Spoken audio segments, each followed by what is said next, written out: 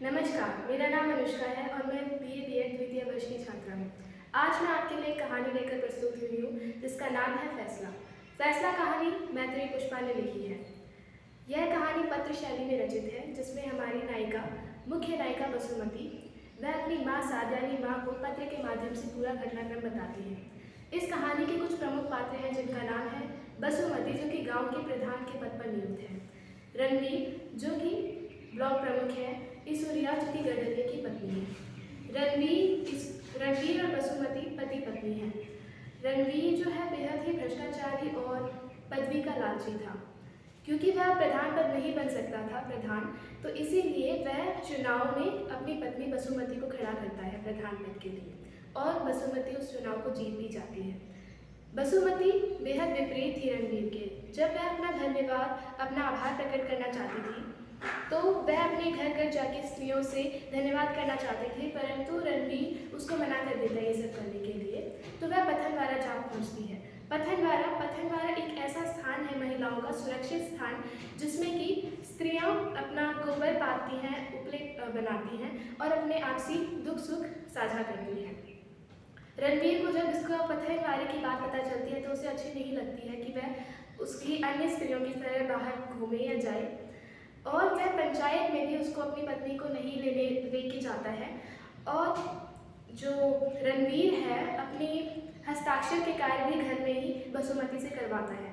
कुछ देर बाद ईश्वरिया खड़ी खड़ी दरवाजे से आवाज़ मारती है, ओ बसुमतिया, ओ रणवीर की दुल्हन, इस प्रकार से। ईश्वरिया कौन है? ईश्वरिया एक ऐसी स्त्री है जो कि मुंह पर बिना डरे सब कुछ बोल देती है। बसुमती भी उसी की तरह बनना चाहती है। वह सभी गांव की स्त्रियों से बोलती है ईश्वरिया कि बरोबरी का ज़माना आ गया है। किसी भी प्रकार की अगर किसी को दिक्कत होती है, किसी का पति यदि मारपीट करता है, गाली गलौज करता है, तो फिर वह तुरंत जाके बसुमती के पास जाए। इससे हमें पता चलता है कि गाँव की स्त्रियों पर अत्याचार कितना होता चला आ रहा है।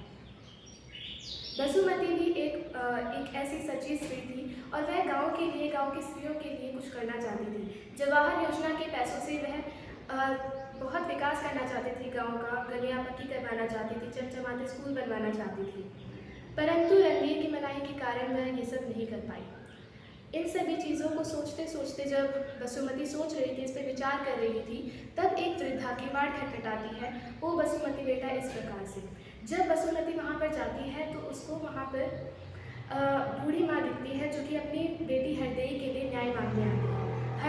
हरदेई एक ऐसी स्त्री है जो कि अपने पति के साथ नहीं जा पा रही है पिछले 7 वर्षों से। उसका कारण उसके लालची पिता थे।